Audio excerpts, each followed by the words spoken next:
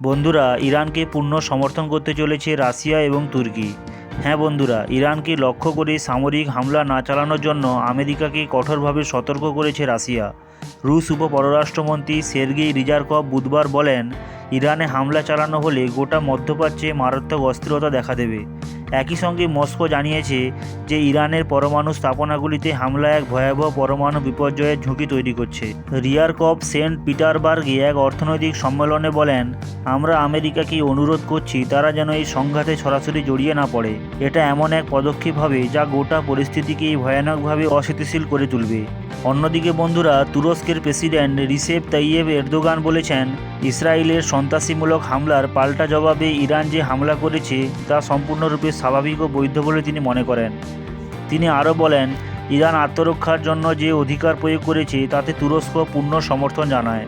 তিনি বলেন, ইসরায়েলের রাষ্ট্রীয় দস্যুতা ও সন্ত্রাসের বিরুদ্ধে ইরানের প্রতিক্রিয়া একেবারেই ন্যায্য, স্বাভাবিক এবং আন্তর্জাতিক আইনের সঙ্গে সামঞ্জস্যপূর্ণ।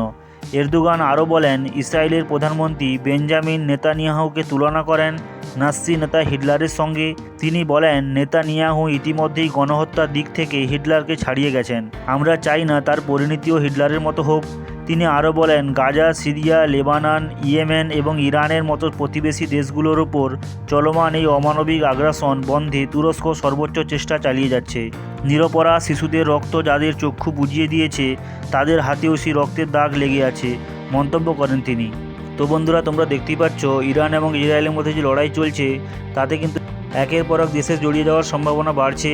অর্থাৎ বন্ধুরা, আমেরিকা যদি এই লড়াইয়ের মধ্যে পদক্ষেপ করে, রাশিয়া এবং তুর্কি ওই লড়াইয়ের মধ্যে পদক্ষেপ করতে পারে এবং বন্ধুরা বিরাট একটি লড়াইয়ের সম্ভাবনা হতে পারে। তো বন্ধুরা, আজকের এই খবরটি তোমাদের জানালাম। আবার পরবর্তী নতুন খবর নিয়ে তোমাদের সামনে হাজির হব।